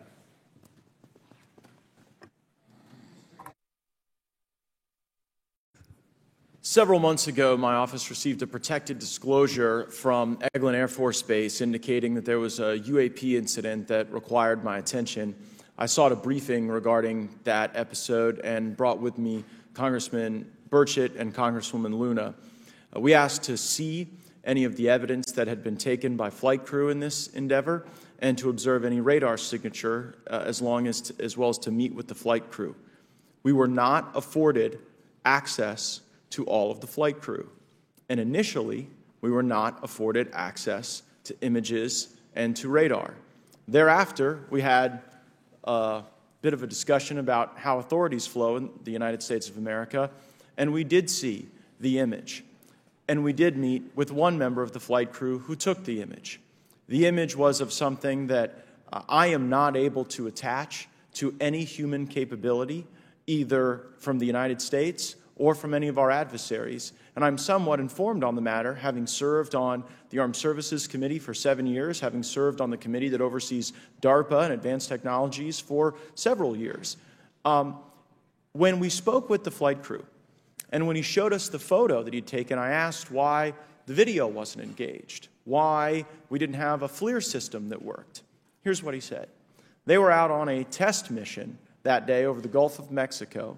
And when you're on a test mission, you're supposed to have clear airspace. Not supposed to be anything that shows up. And they saw a sequence of 4 craft in a clear diamond formation for which there is a radar sequence that I alone have observed in the United States Congress. One of the pilots goes to check out that diamond formation and sees a large floating, what I can only describe as an orb. Again, like I said, not of any human capability that I'm aware of. And when he approached, he said that his radar went down, he said that his FLIR system malfunctioned, and that he had to manually take this image from one of the lenses, and it was not automated in collection, as you would typically see in a test mission. So I guess I'll start with Commander Fravor. How should we think about the fact that this craft that was approached by our pilot had the capability of disarming a number of the sensor and collection systems on that craft? Well, I think this goes to that national security side, and you can go back through history of things showing up at certain areas and disabling our capabilities, which is disheartening. And for us, I mean, like I said, it completely disabled the radar on the aircraft when it tried to do it, and the only way we could see it is passively, which is how he got that image. So I think that's a concern on what are these doing, not only how do they operate, but their capabilities inside to do things like this. And how should we think about 4 craft moving in a very clear formation, equidistant from one another, in a diamond? In all of the phenomenon, perhaps, Mr. Grave, that you've analyzed, have we ever seen multiple craft in a single formation? I have one particular case, and that was during the gimbal incident. The recording on the AT FLIR system shows a single object that rotates. You hear the pilots refer to a fleet of objects that is not visible on the FLIR system, and that was something that I witnessed during the debrief as part of the radar data on the situational awareness page. I would like to add, however, Congressman, there's a small bit of anger, I would say I would feel that those pilots are still facing that difficulty in reporting this topic, and they don't have the tools to be able to mitigate this issue. It just goes to show how serious this is and why this is such an important issue for our pilots and for our nation. It was stated explicitly to me by these test pilots that if you have a UAP experience, the best thing you can do for your career is forget it and not tell anyone. Because any type of reporting, either above the surface or below the surface, does have a perceived consequence to these people, and that is a culture we must change if we want to get to the truth. Mr. Chairman, I would observe that perhaps as we move forward from this hearing, there are some obvious next steps.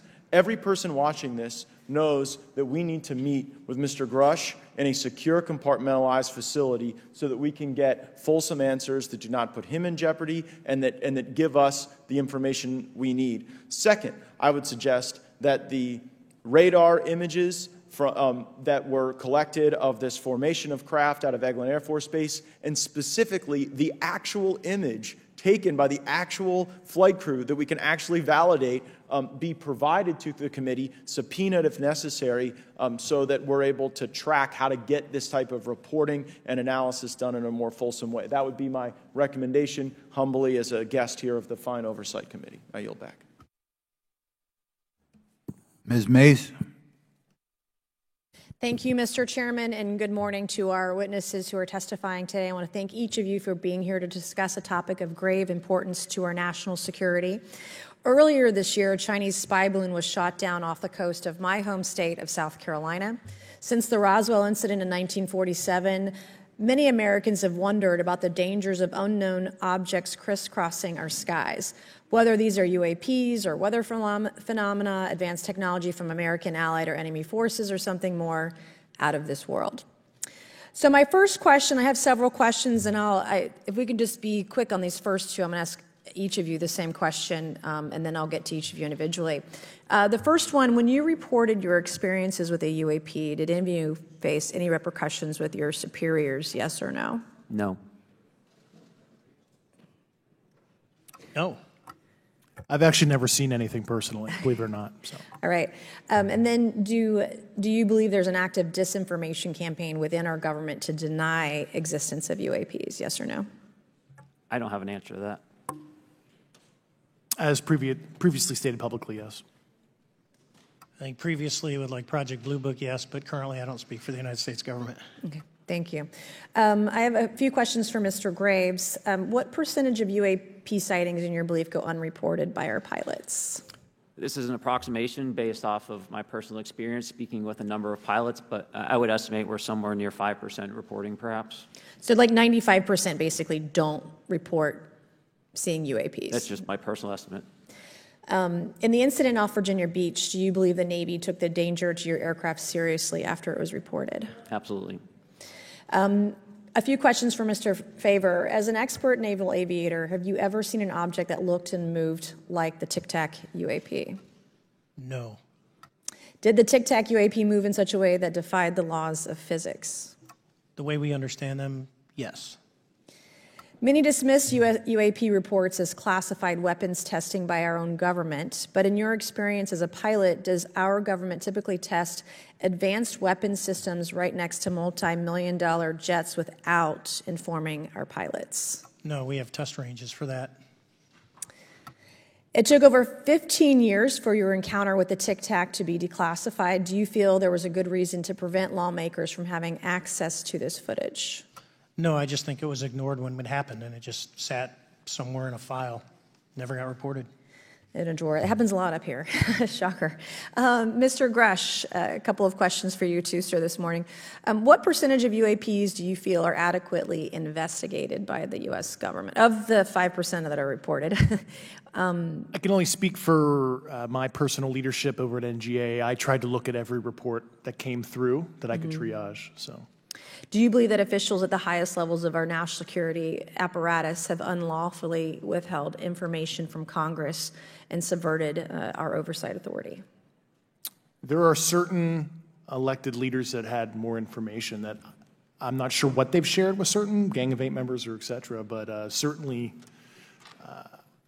I would not be surprised. Okay. You've stated that the government is in possession of potentially non-human spacecraft. Based on your experience and extensive conversations with experts, do you believe our government has made contact with intelligent extraterrestrials? Something I can't discuss in public setting. Okay, I can't ask when you think this occurred. If you believe we have crashed craft, stated earlier, do we have the bodies of the pilots who piloted this craft? As I've stated publicly already in my News Nation interview, biologics came with some of these recoveries. Yeah. Were they, I guess, human or non-human biologics? Non-human, and that was the assessment of people with direct knowledge on the program I talked to that are currently still on the program. And was this documentary evidence, this video, photos, eyewitness? Like, how would that be determined? The specific documentation I would have to talk to you in a skiff about. Gotcha. Yeah. Okay. So, and you may or may not be able to answer my last question, and maybe we get into a skiff at the next hearing that we have, but who in the government, either what agency, sub-agency, what contractors, who should be called into the next hearing about UAPs, either in a public setting or even in a private setting? And you probably can't name names, but what agencies or organizations, contractors, et cetera, do we need to call in to get these questions answered, whether it's about funding, what programs are happening, and what's out there? I can give you a specific cooperative and hostile witness list of specific individuals that were in those. And how soon can we get that list? I'm happy to provide that to you after the hearing. Super. Thank you. And I yield back. Okay, now we have Mr. Langworthy. Is he here? Okay. Thank you very much. I'd like to thank all of the witnesses for being here today to discuss this very unique topic. And I'd like to jump right into my questions, if you don't mind. Commander Fravor, can you briefly describe your background? Yeah, I was an enlisted Marine, Naval Academy graduate, Navy, flew for 18 years, got a master's from University of Houston, and I've worked in the private sector for the last, 16 years, 17 years. I do a lot of defense work. So. Really gold-plated credentials. Commander Fravor, we have all seen the floating Tic Tac video that you engaged with on November 14th, 2004. Can you briefly talk about why you were off the coast of San Diego that day?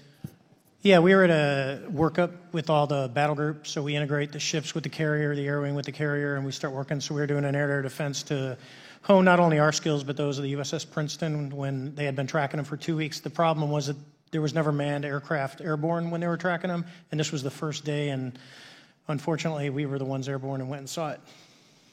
Do you remember the weather that day? Was it cloudy or windy or anything out of the ordinary on the Pacific coast? It was actually, if you're familiar with San Diego, it was a perfect day, light winds, no whitecaps, clear skies, not a cloud. It was, for flying, it was the best. Now, is it true that you saw, in your words, a 40-foot flying tic-tac-shaped object? That's correct. Or for some people that can't know what a tic-tac is, it's a giant flying propane tank. Fair enough. Did this object come up on radar or interfere with your radar or the USS Princeton? The Princeton tracked it, the Nimitz tracked it, the E-2 tracked it. We never saw it on our radars. Our fire control radars never picked it up. The other airplane that took the video did get it on a radar. As soon as it tried to lock it, it jammed the radar, spit the lock, and he rapidly switched over to the targeting pod, which you can do in the F-18. From what you saw that day and what you've seen on video, did you see any source of propulsion from the flying object, including on any potential thermal scans from your aircraft? No, there's none. There's no IR plume coming out. And Chad, who took the video, went through all the EO, which is black and white TV, and the IR modes, and there's no visible signs of propulsion. It's just sitting in space at 20,000 feet. In your career, have you ever seen a propulsion system that creates no thermal exhaust? No. Can you describe how the aircraft maneuvered? Abruptly, very determinate. It knew exactly what it was doing. It was aware of our presence, and it had acceleration rates. I mean, it went from 0 to matching our speed in no time at all.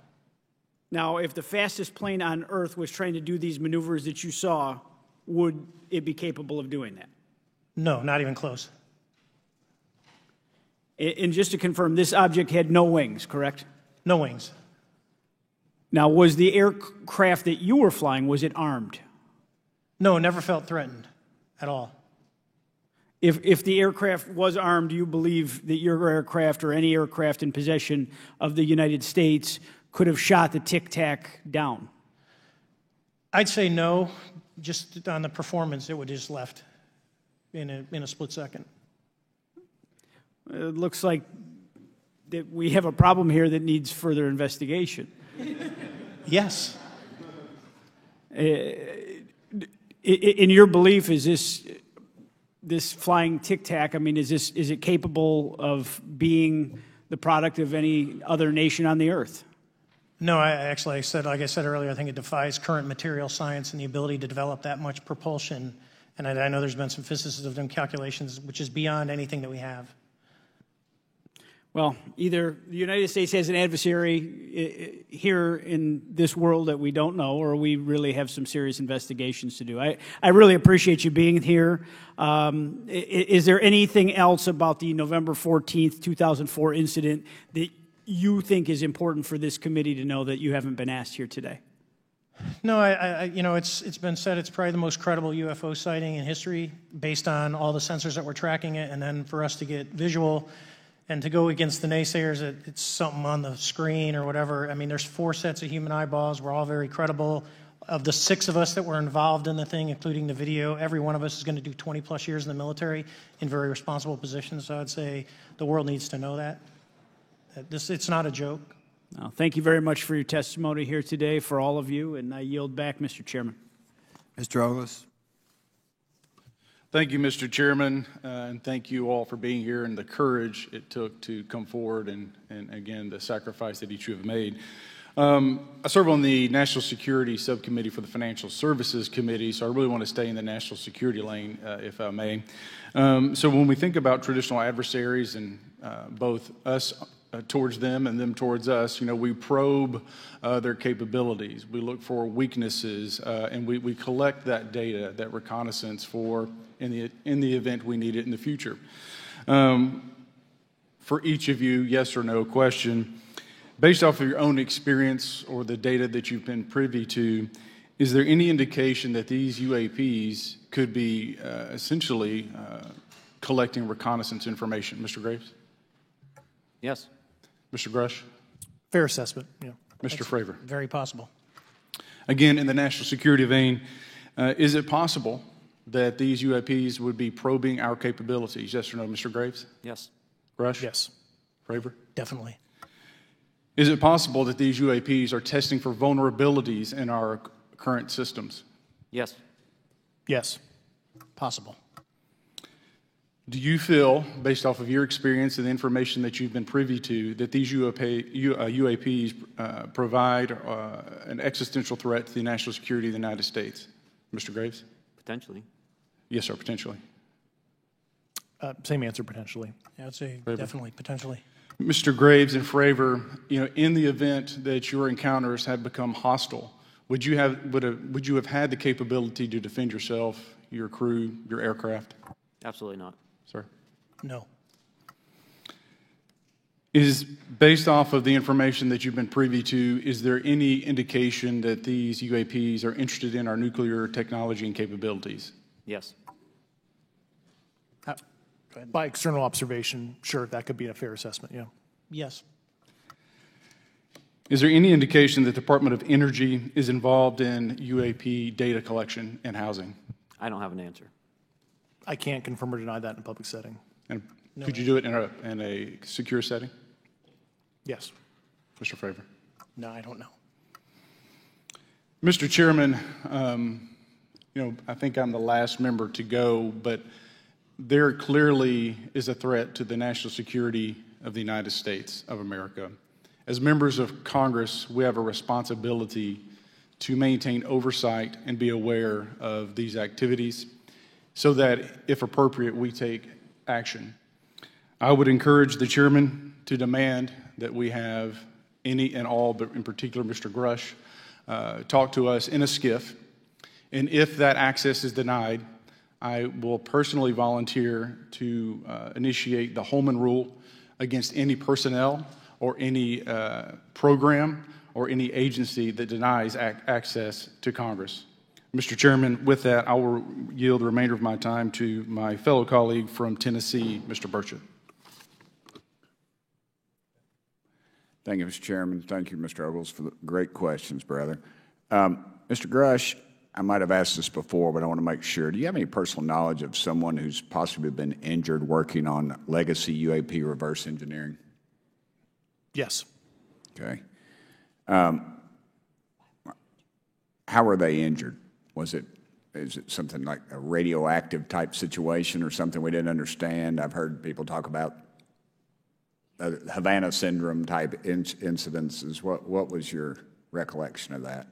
I can't get into specifics, but you could imagine assessing an unknown unknown. There's a lot of potentialities you can't fully prepare for. How do you think we ought to handle UAP whistleblower complaints like yours in the future? Yeah, there was some issue with mine. So, PPD-19 process, it goes to the Intel committees, either through PPD-19 or ICD-120. There's not a good way for the Intelligence Community Inspector General to provide that to other committees. And I asked my information to be sent to the House and Senate Armed Services Committee because there are Title X equities at play, but there was no smooth process to do so. Yeah. It's a trash can. Are you aware of any individuals that are participating in reverse engineering programs for non-terrestrial craft? Personally, yes. Mm-hmm. Do you know any that would be willing to testify if there were protections for them? Certainly closed door and assurances that breaking their NDA, they're not going to get administratively punished for so. Yeah. I yield, Mr. Chairman. Thank you. We're going to do something a little bit out of the ordinary here. We're going to give 3 people a chance at an additional 3 minutes. So Mr. Burchett, do you want to keep going? Why don't you come back to me, Mr. Chairman? Ms. Luna, if she's on, is she on that list? I'm on Sure. Chairman, I'd like to submit for the record an article by News Nation, and it follows Mr. Grush's full interview for the record. Without objection. Thank you.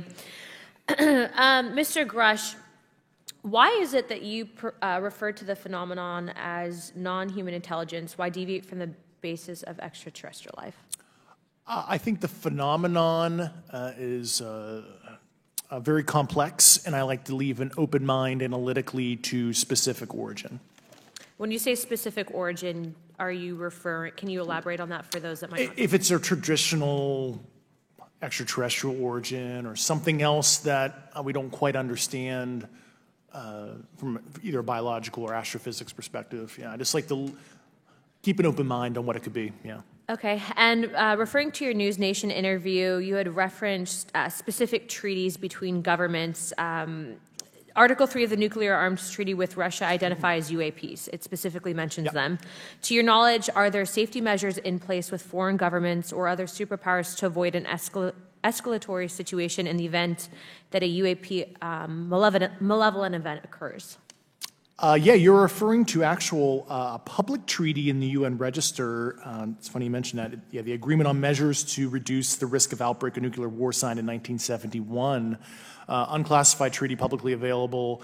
And if you cite the George Washington University National Security Archives, you will find the declassified in 2013 specific provisions in the specific red line flash message traffic with the specific codes pursuant to Article 3 and Article, also Situation 2, which is in the previously classified NSA archive. What I would recommend, and I tried to get access, but I got a wall of silence at the White House, was those specific incidents when those message traffic was used. I think some scholarship on that would open the door to a further investigation using those publicly available information. Thank you. And then my last question with 51 seconds remaining. You mentioned white-collar crimes potentially being taking place in regards to a cover-up. Can you please elaborate? I have concerns based on the interviews I conducted under my official duties of potential violations of the Federal Acquisition Regulations, the FAR. Thank you very much, Chairman. I yield the remainder of my time. Okay, we'll go to Mr. Raskin for 3 minutes. Thanks, Mr. Chair, and I thank the witnesses for their endurance and service today. Mr. Fravor, you've described your episode in detail now, and you call it the most credible UFO sighting in history. But I wonder, was this the first time that you encountered a UFO or a UAP in 2004? Yes. And what was your general attitude or perspective on the UFO discussion before that happened? I never felt that we were alone with all the planets out there, but I wasn't a UFO person. I wasn't watching History Channel and MUFON and all that. And have you had experiences or encounters since that happened? No. And so have you formed any general conclusions about what you think you experienced then? Yes. I think what we experienced was, like I said, well beyond the material science and the capabilities that we had at the time, that we have currently, or that we're going to have in the next 10 to 20 years. Very good. Mr. Grush, you've been able to answer in great detail on certain questions, and then other things you say you're not able to respond to. Can you just explain where you're drawing the line and what's the basis for that? Yeah, based on my DOPSR security review and what they've determined that is unclassified. I see. So you're answering any questions that just call upon your knowledge of unclassified questions, but anything that relates to classified matters you're not commenting on in this context. In an open session, but happy to participate in a closed session at the right level, yeah. Okay. And Mr. Graves, you've said that there are dozens of fellow pilots, military pilots. Are there also commercial pilots who've encountered the same kind of sightings that you described before? They are similar. Commercial pilots have less range and less sensors to be able to reach out and look for objects over wide swaths of airspace. And so pilots are seeing them, commercial pilots are seeing them, and they're typically closer, and the range of what they're seeing is pretty large. What is the most vivid, concrete sighting with the naked eye of the objects that you described before, the cube-like objects? Certainly. I think the most vivid sighting of that would have been near midair that we had at the entrance to our working area. One of these objects was completely stationary at the exact entrance to our working areas, not only geographically but also at altitude. So it was right where all the jets are going, essentially, on the eastern seaboard.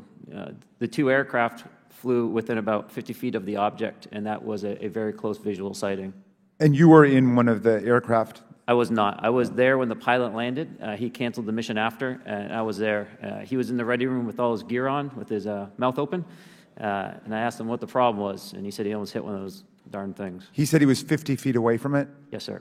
And his description of the object was consistent with the description you gave us before? A dark gray or a black cube inside of a clear sphere.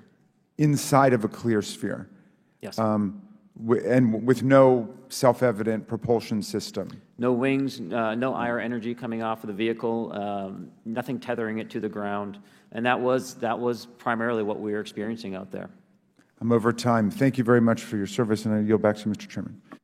Very good. Mr. Burchett. Thank you, Mr. Chairman. This is for all three of y'all, starting with Mr. Graves. Why did you come forward on this issue? I came forward because I felt that my colleagues did not have a way to mitigate this safety threat, and I wanted to help them. I was trained as an aviation safety officer by the Navy, and it just felt right. I felt like I had to help the folks that were still flying and dealing with this. Mr. Grush. Purely a sense of duty. I first swore an oath when I was a cadet 18 years ago, and I still uphold that even out of the uniform. Commander.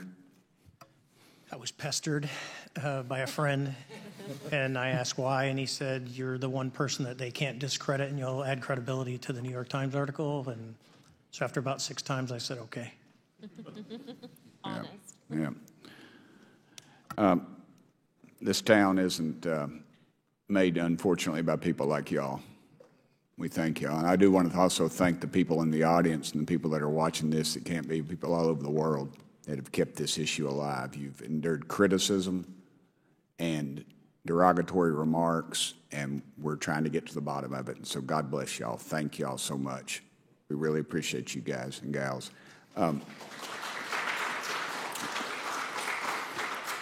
That's why we need term limits. Y'all keep clapping, us politicians just keep talking. So let me ask y'all, how can the public contribute to UAP reporting, and what avenues you think are available to the public to report these sightings?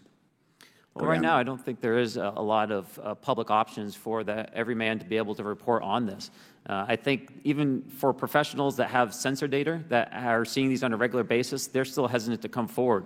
And so for the general public, I think encouraging the conversations that we're having today, looking for technology solutions that can be distributed so that objective data can be gathered is the first place to go. Mr. Grush?